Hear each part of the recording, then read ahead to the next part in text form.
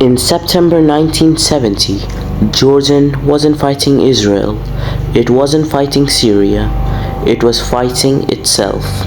The Palestinian liberal state within a state. Tanks rolled into Amman, fighter jets flew across refugee camps, and thousands were killed in silence. This is the story of Black September, the civil war Jordan still doesn't like to talk about.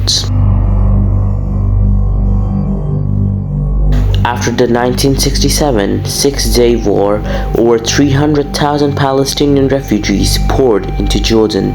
Many were desperate, but many also came with guns and an agenda. The PLO, led by Yasser Arafat, began to build bases in Jordan, launching attacks into Israel. But over time, they didn't just fight Israel, they began to challenge the Jordanian Authority. In many towns, the PLO fighters ran checkpoints, ignored Jordanian law, and even collected taxes. Jordan had become a country inside a country. In 1968, the Battle of Karameh gave the PLO a huge morale boost. They held off Israeli forces in Jordan, but their popularity turned into arrogance. By 1970, they were acting like rulers, not guests.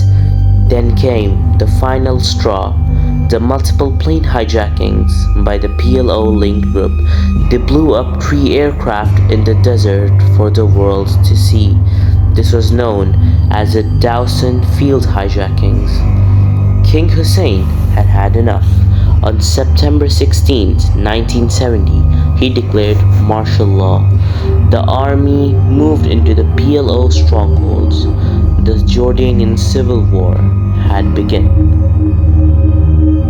Amman became a war zone. Tanks fired into neighborhoods. Refugee camps were shelled. The Jordanian army was better equipped. The PLO was dug in. Civilians were caught in the middle.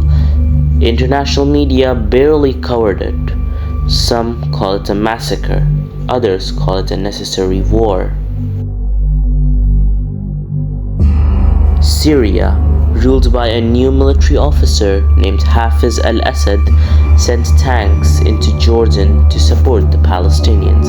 But King Hussein had friends too. The United States and Israel warned Syria to back off. Israeli jets flew low to send a message. Hafiz al-Assad's tanks suddenly turned around. The war would end on Jordan's term. By the end of the fighting, thousands of Palestinians lay dead.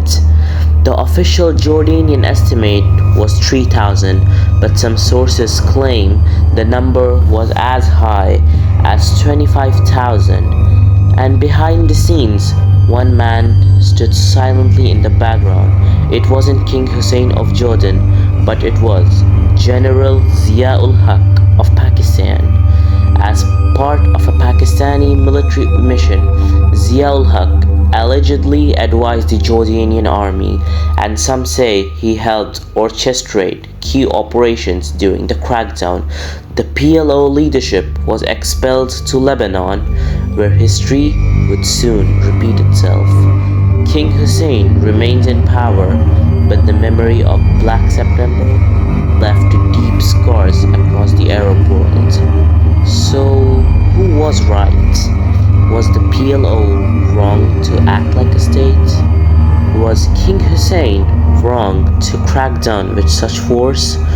Or was this just one more tragedy in a region full of impossible choices? Let me know your thoughts in the comments. The story still echoes in today's Middle East.